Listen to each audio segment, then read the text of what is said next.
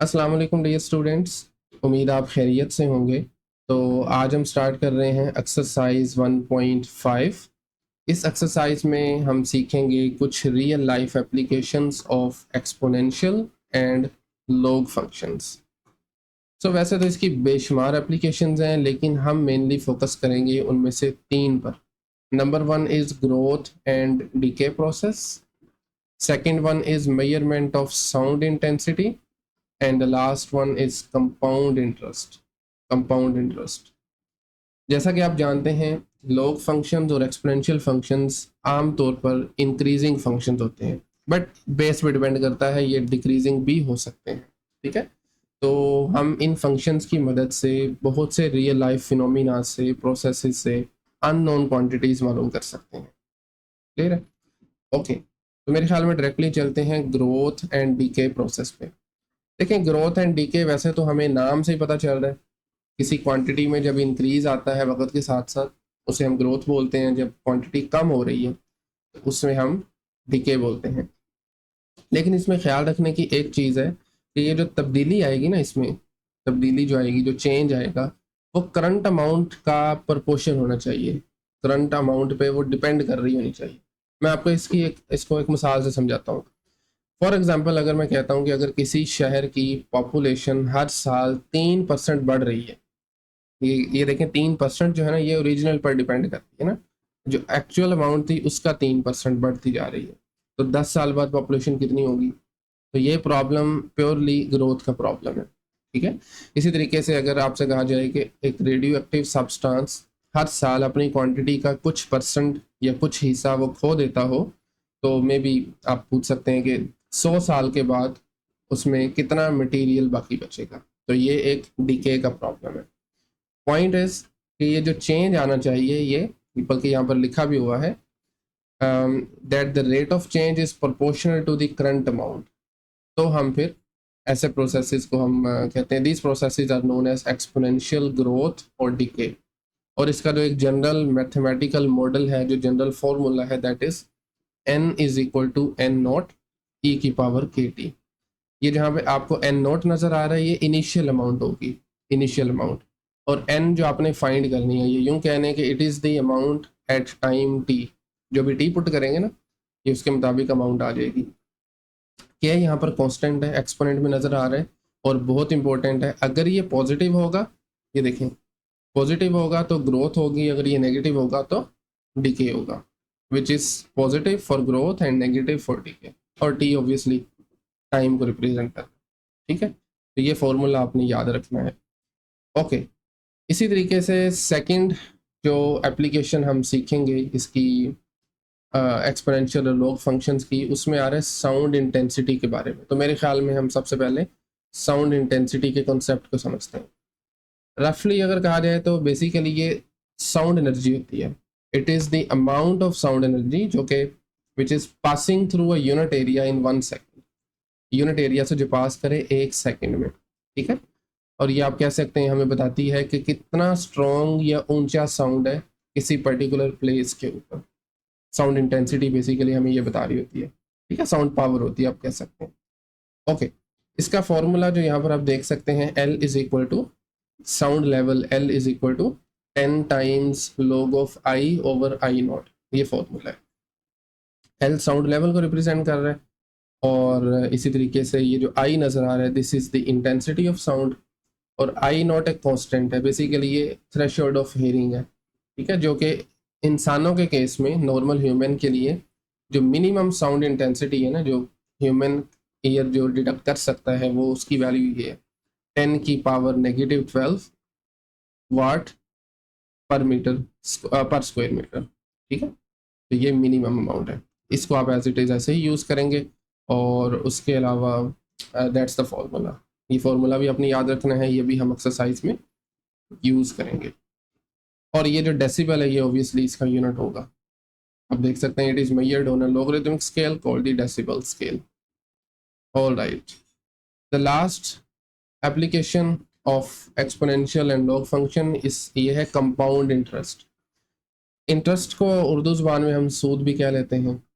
और compound interest, I hope interest का आपको पता होगा, ज़्यादा एक्सप्लेन करने की जरूरत नहीं है। कंपाउंड इंटरेस्ट की बात करते हैं। सादा अल्फाज में कंपाउंड इंटरेस्ट आप कहते हैं इंटरेस्ट ऑन इंटरेस्ट, जो एक सूद के ऊपर सूद होता है। इसको हम एक मिसाल से समझते हैं। बेसिकली ना कंपाउंड इंटरेस्ट में ये होता है कि आप कैलकुलेट करते हैं, ओरिजिनल अमाउंट पे नहीं करते, बल्कि एक जो सूद ऐड हो जाता है ना, उसके ऊपर फिर आप दोबारा से इंटरेस्ट कैलकुलेट करते हैं। इसको हम मिसाल से समझते हैं। फॉर एग्जांपल आपने लेट्स से 1000 रुपीज़ जो है ना वो इन्वेस्ट किए हैं, 1000 रुपीज़, और आपने कहा कि 10% सालाना इंटरेस्ट पर एट, मैं लिख देता हूँ, 10% एनुअल इंटरेस्ट। ये एनुअल भी हो सकता है, मंथली भी हो सकता है, ठीक है, एनुअल इंटरेस्ट। अब होगा ये कि एक साल के बाद इसका इंटरेस्ट 10% का, 1000 का 10% सॉरी बनता है 100। तो आप ओरिजिनल अमाउंट में जो आपने इन्वेस्ट की थी उसमें 100 जमा करेंगे, वो बन जाएगी 1100। तो पहले साल के बाद ये हो गई 1100। अब आफ्टर 2 ईयर्स इंटरेस्ट जो कैलकुलेट करेंगे वो दोबारा 1000 पे नहीं करना, आपने इस अमाउंट पे करना है, जो नई अमाउंट बनेगी ना इस पे करना है। तो 1100 का 10% निकाल लें तो ये बनता है 110। उसको फिर इसमें जमा करें, ये बनेगा 1210। ठीक है, ये नई अमाउंट होगी आफ्टर 2 ईयर्स। इसी तरीके से 3 ईयर्स के बाद क्या होगा, फिर से 1000 का नहीं 10% निकालना, इसका 10 निकालना है। इसका 10% बनता है 121, फिर वो इसमें जमा कर दें, एंड सो। तो इसे हम बोलते हैं कंपाउंड इंटरेस्ट। क्लियर है? तो इसमें बेसिकली जो मनी होती है वो सिंपल इंटरेस्ट से ज़्यादा तेज़ी से ग्रो कर रही है, नज़र भी आ रहा है। बाकी डिटेल अगर आप देखना चाहते हैं तो वो सारा कुछ गिवन आप देख लीजिएगा। इसकी 2 टाइप्स हैं जो हम डिस्कस करेंगे। One of them is discrete compound interest, the other one is continuous. ठीक है, आई होप कि ये नामों से आप ऑलरेडी फेमिलियर हैं। डिस्क्रीट का मतलब होता है कोई चीज़ जब स्टेप वाइज हो रही हो। कॉन्टीन्यूस का ऑपोजिट, कॉन्टीन्यूस है ना कि एक कॉन्टीन्यूसली हो रही है, इसमें कोई गैप नहीं आ रहा, कहीं जंप नहीं आ रहा, एक कॉन्टीन्यूस हो रही है, मुसलसल होती जा रही है। डिस्क्रीट का नाम से ही मेरे ख्याल में पता चल रहा है ऐसा कंपाउंड इंटरेस्ट जिसमें आपके पास जो इंटरेस्ट ऐड होता है after some fixed interval, when interest is added after fixed interval of time. वो सालाना भी हो सकता है, वो 6 माह बाद भी हो सकता है, वो 4 माह बाद, इवन मंथली भी हो सकता है। ठीक है, तो बहरहाल एक फिक्स टाइम इंटरवल होगा, इसे हम कहते हैं डिस्क्रीट कंपाउंडिंग। इसका फॉर्मूला है a is equal to P 1 + r/n की power N t. A is the final amount, p principal, principal से मुराद होता है जो इनिशियल अमाउंट थी आपकी, जैसे इस एग्जांपल में थी इनिशियल अमाउंट 1000। ठीक है, और इसी तरीके से आर होगा इंटरेस्ट रेट। क्या इंटरेस्ट रेट है, ऊपर एग्जांपल दी थी उसमें 10% था, 10% को हम लेंगे 0.1। ठीक है, ओके, उसने लिखा भी हुआ है इन डेसिमल फॉर्म। बहरहाल एन होगा number of times interest is compounded पर यूनिट टाइम, कितनी मरतबा ये जो है ना इंटरेस्ट कंपाउंड होगा पर unit time, and t is the time obviously measured in the same unit as compounding period. तो ये फॉर्मूला है डिस्क्रीट कंपाउंड इंटरेस्ट का। इसके अलावा जो इसकी जो सेकंड टाइप है that is continuous compound interest. So continuous compound interest में कोई फिक्स्ड टाइम इंटरवल नहीं होता। ठीक है, आप यूँ समझें कि इसमें हर लम्हे ही उस पर वो इंटरेस्ट ऐड हो रहा होता है, बजाय कि आप मंथली करें या डेली भी करें। इवन डेली भी नहीं होता, इसमें हर लम्हे हो रहा होता है। ठीक है, तो that is continuous compounding, simple सा इसका कॉन्सेप्ट है। बाकी आप रीड भी कर सकते हैं, ये देखें लिखा हुआ है, अगर आप ये लाइन रीड करें ना, in which the interest is assumed to be added to the principal continuously at every instant of time, हर लम्हे। ठीक है, और बाकी आप देख लें, इसको रीड कर सकते हैं, सेल्फ एक्सप्लेनेटरी है। ओके, इसका फॉर्मूला होगा पी ई की power r t is equal to a obviously इसकी फाइनल अमाउंट है आफ्टर टाइम टी। ठीक है, प्रिंसिपल प्लस इंटरेस्ट दोनों, एंड पी यहाँ पर प्रिंसिपल को रिप्रेजेंट कर रहा है, यानी इनिशियल अमाउंट जो आपने इन्वेस्ट की। ठीक है, ये बाजू का ये भी होता है ना कि हम बैंक से उधार लेते हैं, तो पी बेसिकली वो वाली अमाउंट है। तो r is again rate of interest and t is the time. So ये एक बेसिक सा इंट्रोडक्शन है जो हमने टॉपिक्स इस एक्सरसाइज में कवर करने हैं। सर आपको बुनियादी कानून है। ओके, तो अभी हम एक्सरसाइज में मूव करते हैं। Exercise 1.5 question number 1। A population is given by n is equal to 300 e to the power of 0.02 t। t यहाँ पर टाइम है, आवर्स में मेजर मतलब करेंगे। फाइंड द पॉपुलेशन, बल्कि sorry, find the time when the population becomes 600, यानी when n is equal to 600, n population को represent कर रहा है, तो हमें ये t की वैल्यू मालूम करनी है। तो this is very simple question, बस आपको इस एक्सपोनेंशियल इक्वेशन को सॉल्व करना है। सो गिवन दैट आप यहाँ पे लिख सकते हैं n is equal to 300 e to the power of 0.02 t। Just n की जगह पर आप 600 सब्स्टिट्यूट करेंगे, लिख सकते हैं at n is equal to 600, ये बनेगा 600 is equal to 300 multiply by e to the power of 0.02 t। अभी 300 से दोनों तरफ डिवाइड कर दें, 600 divided by 300 is equal to e to the power of 0.02 t। 600/300 ये 2 बनता है, it is equal to 2, and then e to the power of 0.02 t। Okay, तो अभी जो t है दिस इज इन एक्सपोनेंट में। इसको नीचे उतारने के लिए, चूंकि ये इसकी बेस e है, तो हम दोनों तरफ ln अप्लाई कर सकते हैं। So take ln on both sides, लिख सकते हैं आप, एंड देन ये बन जाएगा ln of 2 is equal to ln of e to the power of 0.02 t। ठीक है, अब देखें ln और e एक दूसरे के इनवर्स फंक्शंस हैं, ये कैंसिल हो जाएंगे, बाकी बचेगा हमारे पास राइट साइड पे 0.02 t। This is equal to ln of 2, और अभी आप ln ऑफ 2 मतलब सॉरी 0.02 से डिवाइड कर देंगे दोनों तरफ, तो अल्टीमेटली t बराबर आ जाएगा ln of 2 over 0.02। This is equal to t, और इसको जब आप कैलकुलेटर की मदद से सॉल्व करेंगे तो इसका आंसर आएगा अप्रोक्सीमेटली 34.66, जिसको हम राउंड ऑफ करके 34.7 लिख सकते हैं। और चूंकि टी आवर्स में मेजर हो रहा है, तो इसलिए फाइनल आंसर हम लिख सकते हैं 34.7 hours. This implies that T is equal to 34.7 hours. That's it.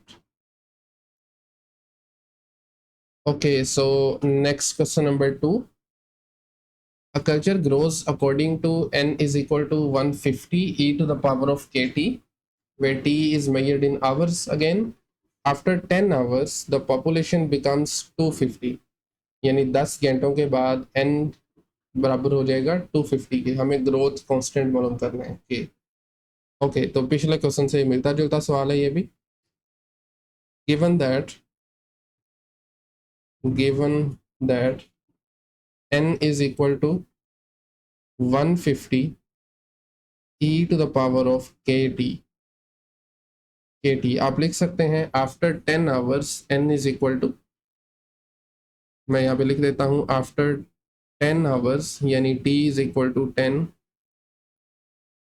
Hours, oh sorry hours, क्या वैल्यू है n की, पॉपुलेशन बिकम्स 250, तो इन दोनों वैल्यूज को आप पुट कर देंगे ऊपर वाली इक्वेशन में, इसको आप 1 कह सकते हैं। सो 1 इम्प्लाइज दैट ये इक्वेशन बन जाएगी 250 is equal to 150 e to the power of 10k। t की वैल्यू क्या है 10 है, तो ये बन जाएगा 10k। तो यहाँ से हमें k मालूम करना है। सबसे पहले 150 को इस तरफ ले आए, this is 250 over 150 is equal to e to the power of 10k। So 250 को जब आप डिवाइड करते हैं 150 से, तो ये बनता है 5/3। इसकी जो सिंप्लीफाइड फॉर्म है that is 5/3। Is equal to e to the power of 10k। Once again k की वैल्यू मालूम करनी है और k एक्सपोनेंट में है, इसको नीचे उतारने के लिए आप दोनों तरफ ln अप्लाई कर देंगे। So you can write take ln on both sides, ये बन जाएगा ln of 5/3। 5/3 is equal to ln of e to the power of 10k। 10k तो हम पहले ज़रा 5/3 ln evaluate कर लेते हैं। ln of 5 divided by 3 is equal to 0.5108। इसकी वैल्यू आ रही है 0.5108। इसको मैं राउंड ऑफ करके इसको 511 कर देते हैं, चलें 0.511, ठीक है। ओके इज इक्वल टू, यहाँ पर देखें एल एन और ई एक दूसरे के इन्वर्स फंक्शंस हैं, कैंसिल हो जाएंगे, बाकी बचेगा 10k। एंड अब 10 से दोनों तरफ आप डिवाइड कर दें, 0.511 divided by 10 is equal to k। जब आप इसको 10 से डिवाइड करेंगे तो this is ultimately equal to 0. Obviously ये अप्रॉक्सीमेट आंसर है, not exact. k is approximately equal to 0.0511। नहीं बेटा, this is question number 2, clear है। ओके क्वेश्चन नंबर 3 पे आ जाए। इस क्वेश्चन में गिवन है radio active substance decays as n is equal to 800 e to the power of negative 0.05t where t is in hours, find a time when the amount reduces to 200। so इस मरतबा हमें time मालूम करना है when the amount reduces to 200। so सबसे पहले given equation लिख लें, given that n is equal to 800 e to the power of negative 0.05t। Substitute कर दें directly, n is equal to 200। Substitute अब लिख सकते हैं, substitute n is equal to 200, तो ये इक्वेशन बन जाएगी 200 is equal to 800 e to the power of negative 0.05t। 800 से डिवाइड कर दें तो it becomes 200 over 800 is equal to e to the power of negative 0.05t। 200/400 कितना बनता है, this is 1/4। it is 1/4 is equal to e to the power of negative 0.05t। and once again t को नीचे उतारने के लिए हम दोनों तरफ ln ले लेंगे, take ln on both sides. Left side पे बन गया ln of 1/4 is equal to ln of e to the power of negative 0.05t।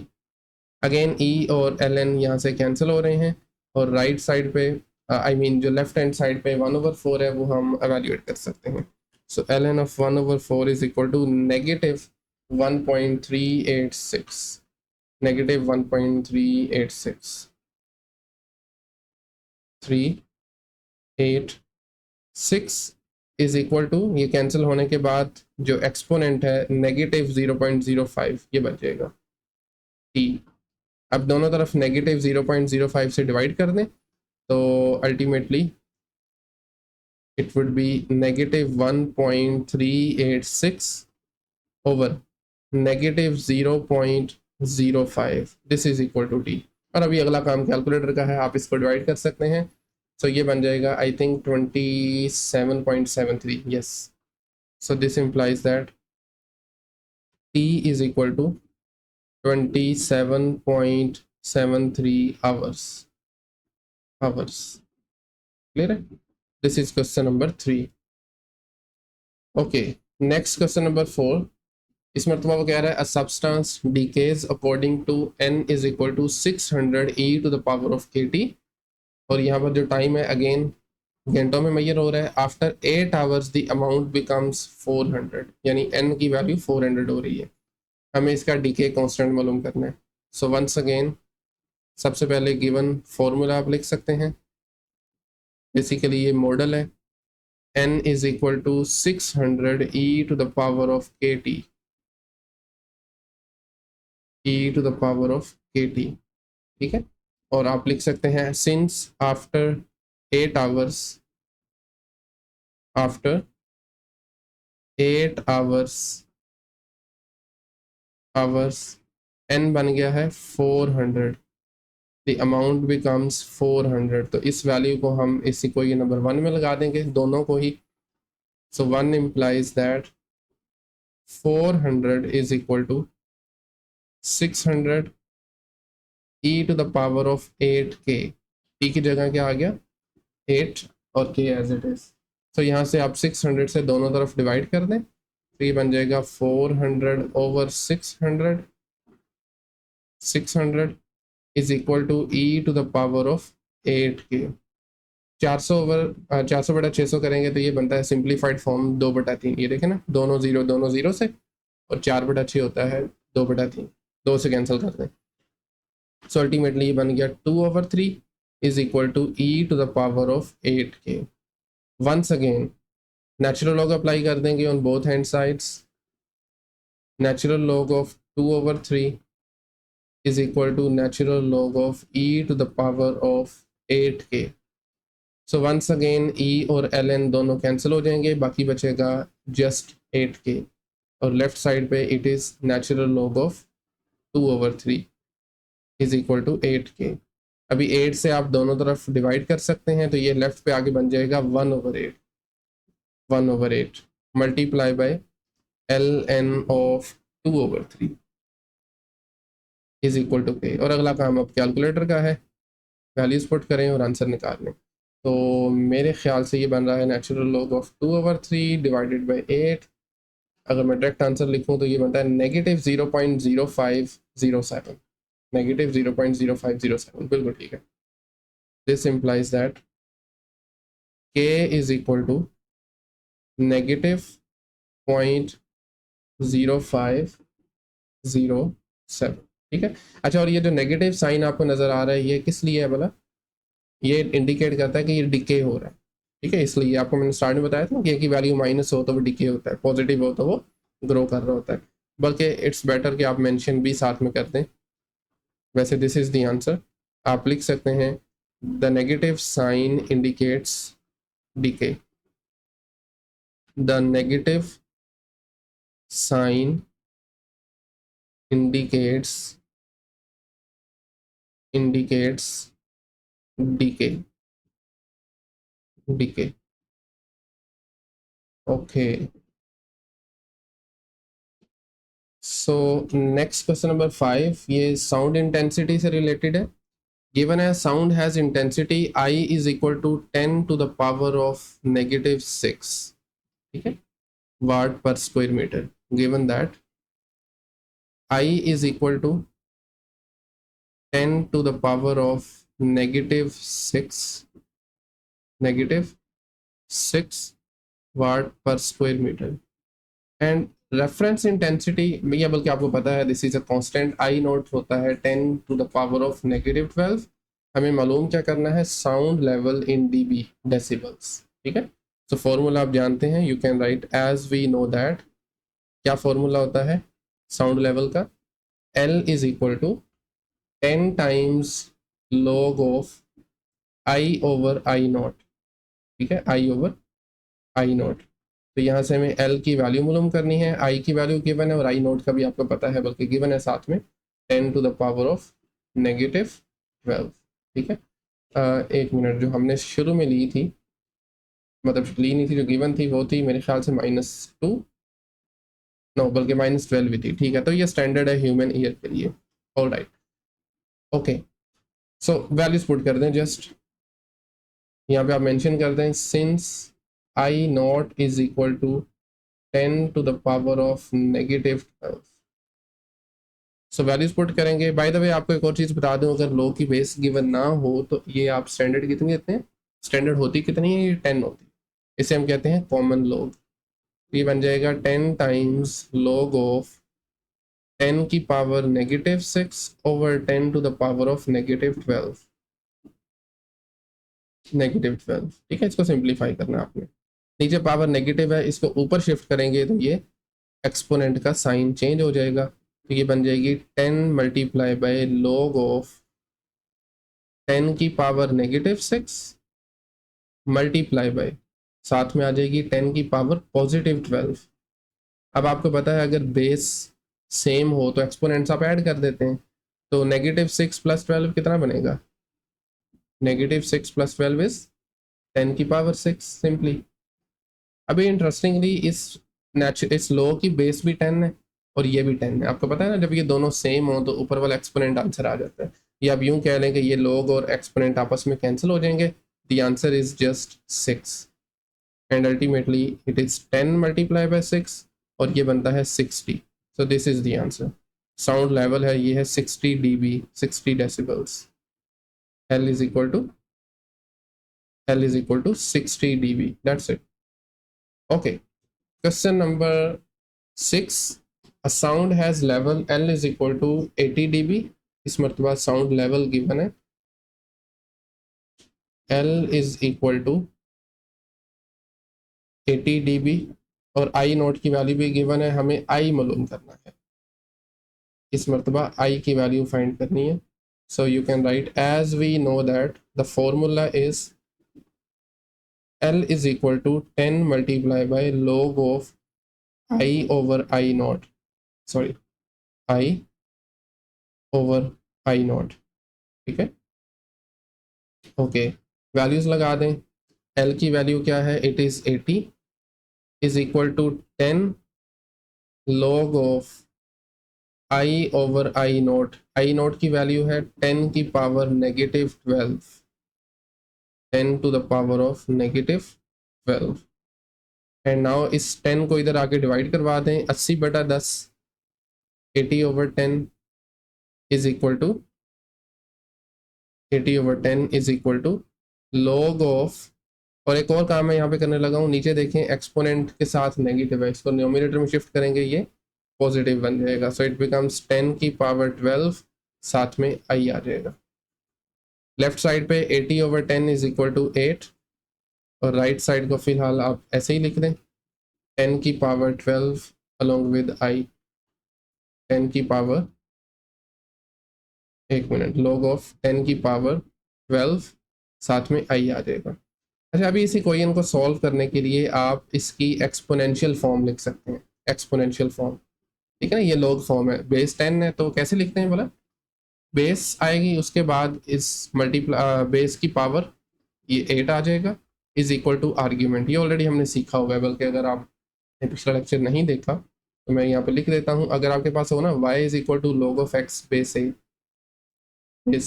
तो यहाँ से आप लिख सकते हैं, यहाँ से हम लिख सकते हैं x is equal to a की पावर y, बेस की पावर ये नंबर जो भी राइट साइड पे बल्कि लेफ्ट साइड पे पड़ा होगा, this is equal to argument. तो इस फैक्ट को यूज़ करते हुए हम इसकी एक्सपोनेंशियल फॉर्म लिख सकते हैं। सो ये बनेगा 10 की पावर 8 is equal to 10 to the power of 12 multiply by I. और अब यहाँ से आई की वैल्यू चाहिए, 10 की पावर 12 को आप इस तरफ ले आए तो ये बन जाएगा 10 की पावर 8 ओवर 10 की पावर 12। मैं ओवर की बजाय ना इसको ऊपर ही लिख रहा हूँ और साइन चेंज हो जाएगा पावर का। इट इज़ 10 की पावर क्या बन गया, -12 आ गया, और इसमें बेस सेम है, पावर्स को ऐड कर दें तो ultimately this is 10 to the power of -4। ठीक है, बाकी प्रॉपर तरीके से आप लिख लें इसके यूनिट के साथ। This implies that I is equal to 10 to the power of -4 watt per square metre. That is the answer. ये है क्वेश्चन नंबर 6। ओके, तो नेक्स्ट क्वेश्चन नंबर 7, इसके दो पार्ट्स हैं। A quantity changes according to n is equal to 500 e to the power of kt if n is equal to 250, t की value है 5। ठीक है, हमें मालूम करना है पहले पार्ट में कांस्टेंट k और दूसरे में हमें n मालूम करना है अगर t 10 हो जाए तो। ओके, फर्स्ट पार्ट को देख लेते हैं। इसमें गिवन है n is equal to 500 e to the power of kt। ठीक है, 500 e to the power of kt। Okay, आप लिख सकते हैं when t is equal to 5 n is 250। ठीक है, when t is equal to 5 n becomes 250। So in values को हम पुट कर देंगे इस इक्वेशन में गिवन। तो ये बन जाएगा 250 is equal to 500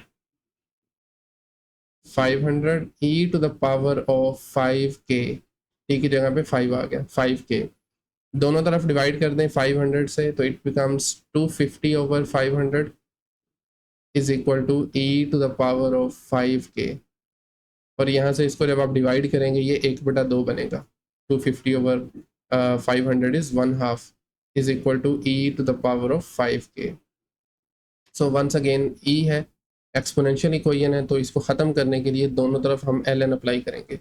ln of 1/2 ln of 1/2 is equal to ln of e power 5k। Right side पे ln और e कैंसिल हो जाएंगे, आपके पास बचेगा just 5k is equal to ln of 1/2। ठीक है, और अभी अगर हम दोनों तरफ 5 से डिवाइड कर दें, नेचुरल लॉग ऑफ 1/2 ओवर 5 करें, तो यहाँ से k की वैल्यू आप लिख सकते हैं डायरेक्टली। मैं कैलकुलेटर यूज़ करके डायरेक्टली इसका आंसर लिख देता हूँ यहाँ पे। ln of 1/2 over 5 is equal to approximately negative 0.1386। negative 0.1386। नहीं बेटा, दिस इज द आंसर। ये है इसका फर्स्ट पार्ट।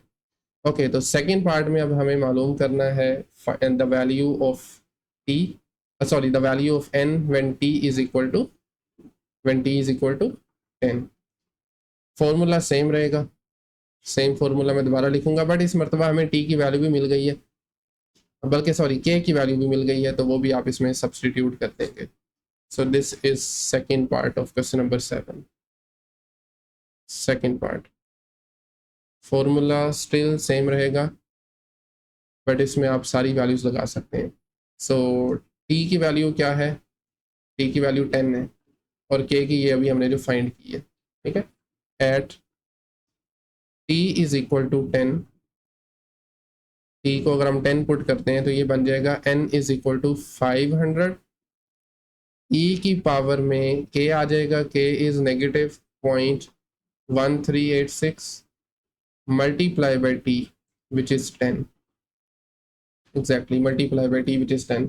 और मेरे ख्याल में इस सारे को आप एक साथ ही सॉल्व कर सकते हैं, कैलकुलेटर की मदद से इसको एक साथ ही कर सकते हैं।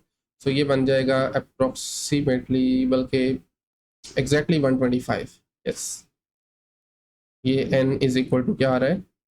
125। नहीं बेटा, दिस इज द आंसर। ठीक है, n is equal to 125, that's it. Okay, next आ जाइए क्वेश्चन नंबर 8 पर। इस क्वेश्चन में हमें रेशो मालूम करनी है I1 और I2 की, जबकि L1 और L2 गिवन है, और I नोट की वैल्यू हम यही यूज़ करेंगे, 10 to the power of -12 watt per square metre. तो मेरे ख्याल में हम सबसे पहले फॉर्मूला लिख सकते हैं साउंड लेवल का। ठीक है, साउंड लेवल का फॉर्मूला क्या हमने सीखा था? एक minute, sound level formula this was L is equal to 10 times log of I over I naught. ये formula 10 multiply by log of I divided by I naught. ठीक है, और हमें मालूम क्या करना है? हमें मालूम करनी है रेशो I1 ओवर I2। तो दोनों को हम अलग अलग करते हैं साइड बाय साइड। L1 क्या गिवन है? 85 dB। L1 is equal to 85 decibels. इसको बल्कि मैं 1 का नाम दे देता हूँ, और अभी हम वैल्यूज पुट करेंगे 1 में। आपने याद रखना है इस I की जगह I1 हम लेंगे फिर। ठीक है ना, चूँकि L1 है तो I1 ले लेंगे, मतलब फॉर्मूला सेम रहेगा बट उसकी नोटेशन आपने चेंज करनी है। So 1 implies that 85 is equal to 10 multiply by log of I1 over I naught की वैल्यू डायरेक्टली मैं लगा रहा हूँ, this is 10 to the power of -12, और इसको अब आपने सॉल्व कर लेना। 85 को आप सॉरी 10 को इस तरफ ले आए, डिवाइड हो जाएगा, so 85 over 10 is equal to log of, ये देखिए नीचे पावर में नेगेटिव नंबर है ना, ऊपर शिफ्ट करेंगे तो पॉजिटिव बन जाएगा, so it becomes 10 to the power of +12 I. Clear है? 85 को अगर आप 10 से डिवाइड करें तो ये बनता है 8.5 equal to same thing again. और अभी हम यहाँ से इसकी एक्सपोनेंशियल फॉर्म लिख सकते हैं। आप देख सकते हैं बेस 10 है, तो क्या बनेगी इसकी एक्सपोनेंशियल फॉर्म? ये आ जाएगी 10 to the power of 8.5, 10 to the power of 8.5 is equal to this argument.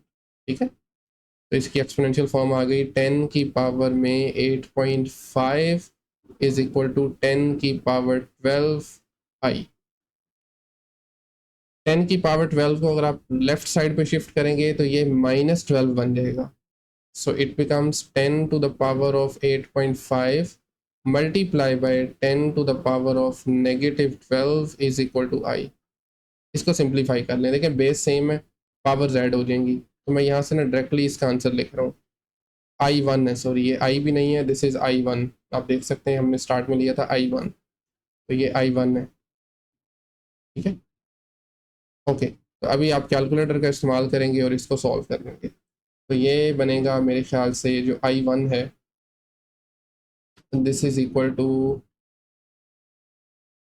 10 की पावर, बेस सेम है, मेरे ख्याल में हम डिवाइड नहीं करते, बस इसको यहीं पे छोड़ देंगे, तो 8.5 से अगर हम 12 माइनस करें तो ये बनता है -3.5, -3.5, बिल्कुल ठीक हो गया। इसी तरीके से अब हम वैल्यू फाइंड कर लेंगे I2 की, और उसके लिए L2 गिवन है 65 डेसिबल्स। सेम चीज़ आ रही है, बस 85 की जगह ना 65 है, तो मैं चाहूँगा कि हम इसी को ही कॉपी करें। ये देख सकते हैं आप, मैं अभी इसमें चेंजिंग कर देता हूँ जहाँ जहाँ पे मुझे ज़रूरत है। जैसा कि ये देखें 85 की जगह एक तो 65 आएगा, और दूसरे नंबर पर ये जो I1 है, ये I1 की बजाय होगा I2, ये भी L2 है I2, बाकी सब आप देख सकते हैं सेम चीज़ें आ रही हैं, सब कुछ सेम है। तो now we can write L2 is 65, 65 is equal to 10 log of I2 over I0, जिसकी वैल्यू हमने लिख दी है, एंड देन 65 ओवर 10 जो कि बन जाएगा 6.5। एक मिनट, this is 6.5 is equal to log 10 की पावर 12 I2, और अभी हम इसकी एक्सपोनेंशियल फॉर्म लिख सकते हैं, ये बन जाएगा 10 की power 6.5 is equal to argument, और आर्ग्यूमेंट में आ रहा है 10 की पावर 12 I2। 10 की पावर 12 को हम शिफ्ट करेंगे लेफ्ट साइड पे, इसकी जो पावर है आप समझ लेंगे जो एक्सपोनेंट है वो नेगेटिव बन जाएगा। 10 की पावर 6.5 मल्टीप्लाई बाय 10 की पावर -12 इज इक्वल टू I2।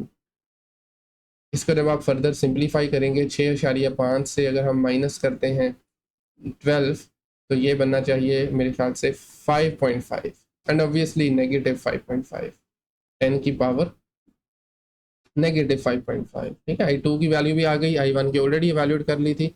अभी हम इन दोनों को यूज़ करते हुए I1 और I2 की रेशियो निकाल लेंगे। I1 over I2, I1 over I2, I1 की वैल्यू है 10 की power -3.5 and I2 is 10 to the power of -5.5, और इसको आप इजीली सिंप्लीफाई कर सकते हैं। देखिए मैं 5.5 को ऊपर लेके जाऊंगा, ये पॉजिटिव बन जाएगा, 10 की पावर +5.5, और साथ में है 10 की पावर -3.5। देखिए बेस सेम है, हम एक्सपोनेंट्स को ऐड कर देंगे, तो 5.5 से अगर 3.5 माइनस करें तो ये 2 बचता है, exactly 2। and 10 to the power of 2 is 100. So that is the ratio. I1 over I2 is I1 over I2 is 100.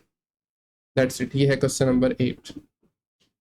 Okay, next question number 9 पे आ जाए.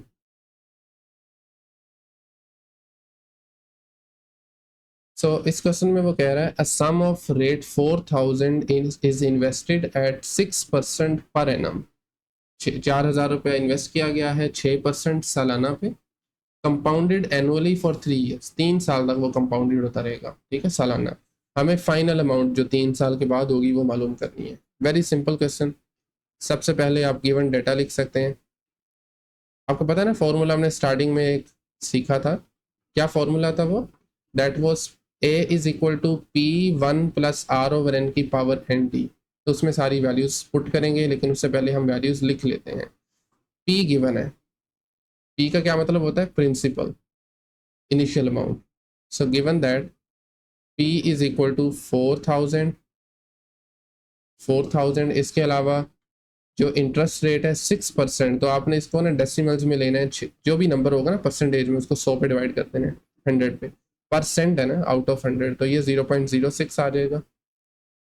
एंड देन पर एनम, इसलिए एन की वैल्यू क्या होगी? 1 होगी. नेक्स्ट 3 साल के बाद हमें निकालनी है ना, तो t is equal to 3. T is equal to 3 years. तो using the formula A is equal to P 1 plus R over N to the power of NT. सारी वैल्यूज आप इसमें सब्स्टिट्यूट करते हैं. NT, P is 4,000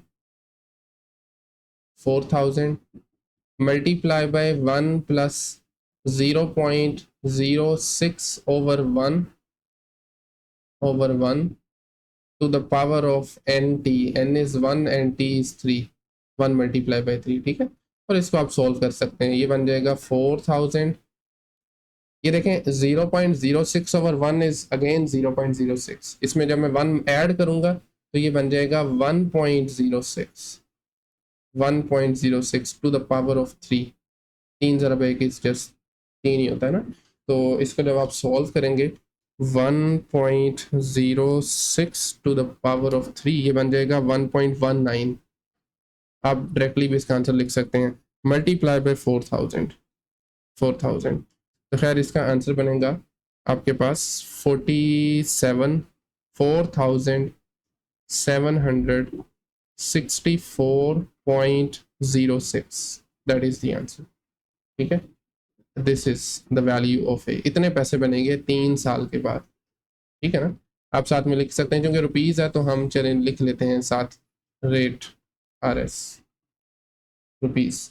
okay, next question number 10. इस question में वो कह रहा है सम ऑफ रेट 5,000 बिकम्स दिस. कितने बनते हैं? When is invested eight 8% per annum compounded annually. तो हमें टाइम मालूम करना है, कितने टाइम के बाद ये रकम इतनी हो जाएगी. अगर सालाना 8% उस पर इंटरेस्ट हो तो, ठीक है, और कंपाउंडेड है ये भी. वंस अगेन ये भी जो प्रॉब्लम है, this is the problem of discrete compound interest. तो सबसे पहले हम सारा गिवन डाटा लिख सकते हैं. प्रिंसिपल अमाउंट कितनी है जो इनिशियल थी, जो हमने इन्वेस्ट की थी, दैट इज 5,000. इस क्वेश्चन में 5,000, ठीक है. कितने आफ्टर जो अमाउंट बनी वो कितनी है? वो अगर आप नोटिस करें तो वो आपके पास ए की वैल्यू है 6,324.48. 6,324.48. और इंटरेस्ट रेट कितना है? 8%, जिसको हम 100 से डिवाइड करेंगे ये बन जाएगा 0.08. और इस मरतबा हमें वैल्यू मालूम करनी है टी की. और बाय द वे चूँकि अगेन ये एनुअली है, पर एनम है, तो एन की वैल्यू को हम 1 लिया था, ठीक है. n is 1. तो once again using the same formula, using A is equal to P 1 plus R over N की power NT. This is NT. तो सब वैल्यूज लगा दें. A is 6,324.48 24.48 is equal to 5000 1 plus 0.08 over 1 to the power of 1 multiply by T. अच्छा T as it is आएगा क्योंकि हमें मालूम करना है। सबसे पहले 5000 को इधर ले डिवाइड हो जाएगा 6324.48 over 5000 divided by 5000 is equal to 1 plus, देखें अगर मैं इसको सिंप्लीफाई करता हूँ ना 0.08 ओवर 1 ये 0.08 ही बनता है। इसमें जब 1 ऐड करेंगे तो ये बन जाएगा 1.08 to the power of T. अभी इसको ज़रा सिंप्लीफाई करते हैं कैलकुलेटर की मदद से। So it is 6324.48 over 5000, 6324.48 over 5000, ठीक है। तो ये बनेगा 1.2648, 1.265 लिखने चले, is equal to 1.08 to the power of T. अब टी आप देख सकते हैं ये एक्सपोनेंट में है और हमें इसी की वैल्यू निकालनी है, तो इसके लिए आप दोनों तरफ लोग अप्लाई करते हैं, ठीक है। दोनों तरफ हम लोग ले लेंगे या आप जस्ट एल एन अप्लाई कर दें, एक ही बात है। L N of 1.265 is equal to L N of 1.08 to the power of T, to the power of T. अभी हम यहाँ पर अप्लाई करेंगे राइट साइड पे power rule of logarithm. Power को हम शुरू में लिख सकते हैं, जो भी नंबर एक्सपोनेंट में होगा ना टी को नीचे उतार सकते हैं, multiply by L N of 1.08 is equal to, एक मिनट, is equal to same thing l N of 1.265, ठीक है।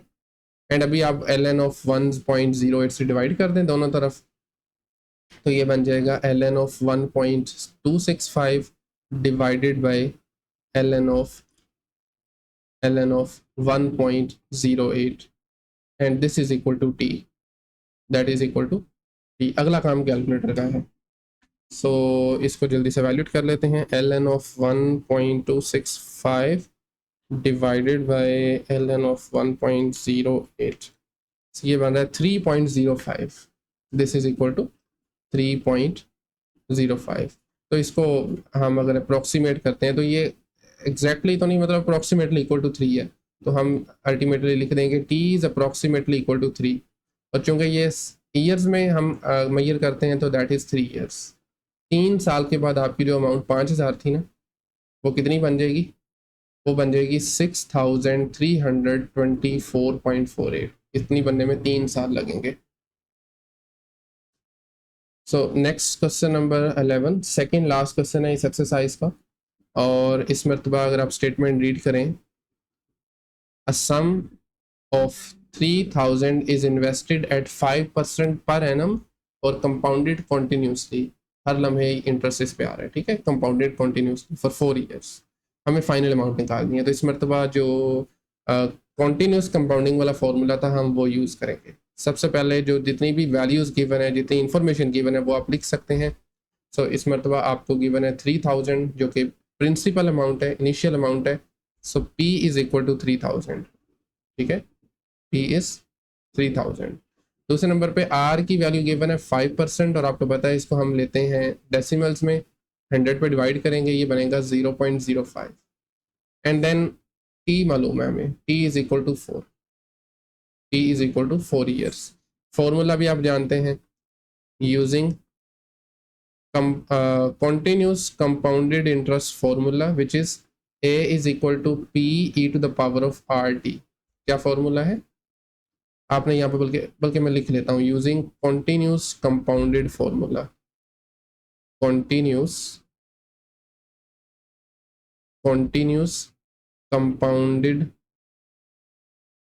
compounded formula, ठीक है, फॉर्मूला। तो which is A is equal to P e to the power of RT, e to the power of RT, values लगा दें। p is given 3000 e की power में है 0.05 and t is equal to 4। ठीक है, इसको बस आपने कैलकुलेटर का इस्तेमाल करके सॉल्व करना है। e की पावर में जो मतलब ऊपर गिवन है 0.05 मल्टीप्लाई बाई 4, तो 0.05 को जब हम 4 से मल्टीप्लाई करते हैं ये बनता है 0.2, और फिर e की power 0.2 is equal to 1.22 and then जब इसको आप मल्टीप्लाई करवाएंगे 3000 से तो ये बन जाएगा, मैं डायरेक्टली लिख रहा हूँ, मल्टीप्लाई बाय 3000 तो ये आपके पास बन रहा है 3664.2, एग्जैक्टली 64.2 आ रहा है। This is the value of A, that's it. ये है question number 11। All right, and finally the last question of this exercise, बल्कि इस चैप्टर का भी, और इस मरतबा वो कह रहा है amount of 2000 becomes 3320.12 under continuous compounding at 6% per annum. T मालूम करना है। ये वैसे ही है जैसे हमने किया था ना क्वेश्चन नंबर 10 में, 2000 इन्वेस्ट किया, ये कितना बन गया 3320 तकरीबन अंडर कॉन्टिन्यूस कंपाउंडिंग, और इंटरेस्ट रेट क्या है 6%। हमें टाइम मालूम करना है कितने टाइम में यहाँ से यहाँ तक पहुँचेंगे। ओके, सो सबसे पहले एज यूजुअल आप गिवन डाटा लिख सकते हैं। गिवन दैट इसमें p की वैल्यू ना जो प्रिंसिपल है दैट इज 2000,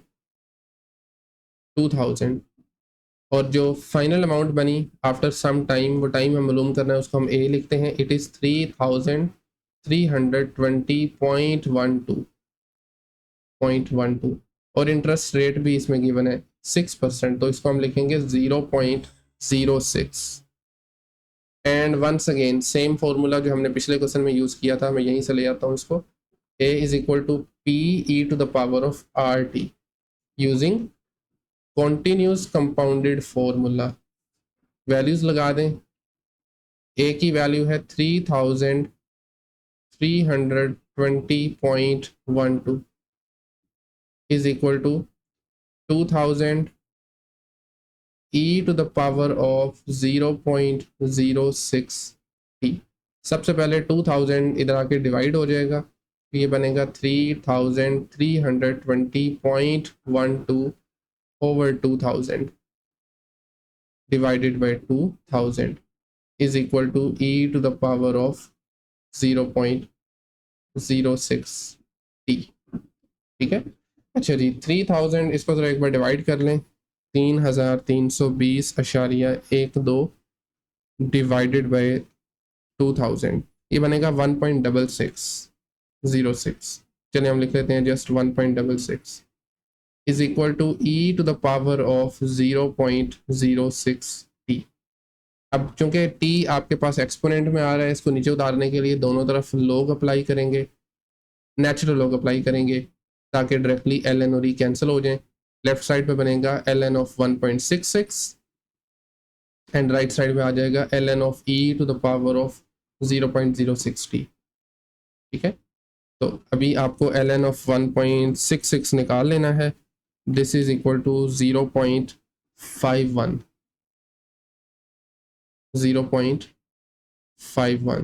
ठीक है, and that is equal to ln और e कैंसिल हो जाएंगे, बाकी बचेगा जस्ट 0.06 t। इधर लाके आप डिवाइड कर दें, 0.51 divided by 0.06 this is equal to t। तो अभी आप इसको डिवाइड करेंगे 0.06 से, तो ये बन रहा है अप्रोक्सीमेटली 8.42। ठीक है, दिस इज, बल्कि मैं यहीं पे लिख देता हूँ, this implies that t is equal to t is, बल्कि मुझे अप्रोक्सीमेट लिखना चाहिए क्योंकि ये एग्जैक्ट नंबर नहीं है, पॉइंट्स में आ रहा है। Approximately equal to 8.42 years. Clear है? नहीं बेटा, this is the last question of exercise 1.5, बल्कि चैप्टर नंबर 1 का भी लास्ट क्वेश्चन है। और इसी के साथ इस लेक्चर को हम यहीं पे एंड कर रहे हैं। नोट्स अगर आपको चाहिए तो उसके लिए आपको लिंक मिलेगा वेबसाइट का डिस्क्रिप्शन में, और उसके साथ साथ फर्स्ट कमेंट में भी पिन कर दूंगा मैं। बाकी आज के लेक्चर को हम यहीं पे एंड कर रहे हैं, मिलते हैं नेक्स्ट लेक्चर में चैप्टर नंबर 2 के साथ। तब तक के लिए अल्लाह हाफिज़।